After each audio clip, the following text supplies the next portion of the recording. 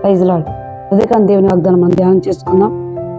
18వ కీర్తన 3వ చరణం. కీర్తనీయుడైన యెహోవాకు నేను మొర్రపెట్టగా ఆయన నా శత్రువుల చేతి నుండి నన్ను రక్షించెను. దేవునికి మహిమ కలుగును గాక. ఉదయకాంత దేవుని వాగ్దానం ద్వారా మనతో మాట్లాడుతున్నాడు. దావీదు భక్తుడు మాట్లాడుతున్న మాటలు చూడండి. కీర్తనీయుడైన యెహోవాకు నేను మొర్రపెట్టగా ఆయన నా శత్రువుల చేతి నుంచి నన్ను విడిపించును. విడిపించే దేవుడు, కీర్తనీయుడు మన దేవుడు కదా. ఉదయకాంత ప్రభు మనతో మాట్లాడుతున్నాడు. మనం ఎవరికి మొరపెట్టాలి? దేవునికి మొరపెడితే, దావీదు భక్తుడైతే ఏ చిన్న బాధ రాగా దేవుని సన్నిధికి వెళ్ళి ప్రార్థించే అలవాటు దావీదుకు ఉందండి. ఉదయకాంతు నీకు కూడా అట్టి అలవాటు ఉంటే, నా ప్రభు నీ శత్రువుల చేతి నుంచి నా దేవుని నిన్ను విడుదల కలుగు చేయనుగాక, నిన్ను విడిపించునుగాక. ఆమేన్. దేవునికి మహిమ కలుగును గాక. చూడండి, దావీదు భక్తుడు ఆ మాట మాట్లాడుతున్నాడు. 18వ కీర్తనలో మాట్లాడుతూ అంటాడు, కీర్తనీయుడైన యెహోవాకు నేను మొర్రపెట్టగా. ఆయన పొగుడుతున్నాడండి దేవుణ్ణి. ఆయన కీర్తనీయుడు, నిజమే కదా. ఆయనకు కీర్తనకు అర్హుడు, స్తుతులకు పాత్రుడు, ఆరాధనకు యోగ్యుడు. ఆయన దేవునికి మహిమ కలుగును గాక. ఆయన కీర్తనీయుడు అండి. ఆయన కీర్తించుటకు శక్తిమంతుడు.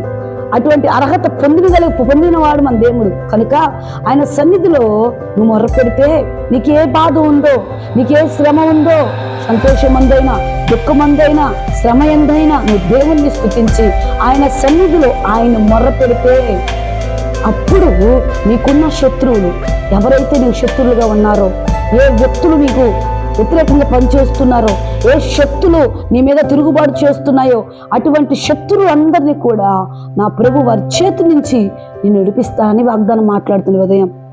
అయితే ఈ వాగ్దానాన్ని నువ్వు నమ్ము ప్రియ సహోదరి సహోదరుడా. నీకే ఎవరున్నారో శత్రువులుగా? ఉద్యోగం చేసే స్థలంలో ఎవరైనా శత్రువులుగా లేచి ఉన్నారా? నువ్వు పని చేసే పనిలో ఆ ప్రాంతంలో ఎవరైనా నీకు శత్రువులుగా ఉన్నారా? లేక నువ్వు ఎక్కడికి వెళ్ళినా నీ ఇంట్లోనే నా అనుకున్న వారే నీ శత్రువులుగా మారిపోతున్నారా? లేక నీ బంధువులే శత్రువులుగా మారిపోతున్నారా? అయితే వారి గురించి ఆయన సన్నిధిలో నువ్వు మొరపెట్టు. హృదయాలు మార్చగలిగిన మహనీయుడని మన దేవుడు.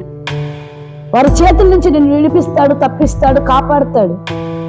ఆయన కీర్తనీయుడు కనుక నీ శత్రువుల చేతుల నుంచి నీకు విడుదల కావాలి అంటే మనుషులకు కాదని నువ్వు మొరపెట్టవలసింది, దేవునికి మొరపెట్టు. ఆయన సన్నిధిలో నువ్వు ప్రార్థించు.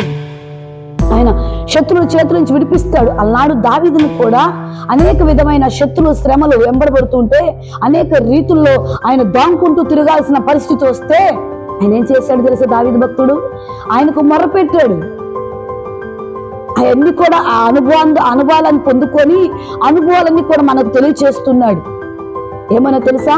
నేను కీర్తనీయుడైన యెహోవాకు నేను మొర్రపెట్టగా ఆయన నా శత్రువుల చేతి నుంచి నన్ను విడిపిస్తాడు. ఆయన విడిపించే దేవుడు.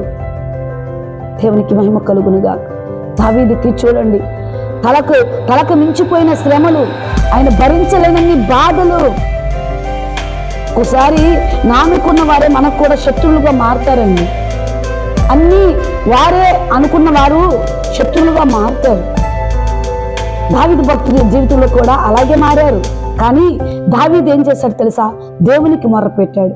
ఆయన శత్రువుల చేతి నుంచి విడిపించాడు. దేవునికి మహిమ కలుగును గాక.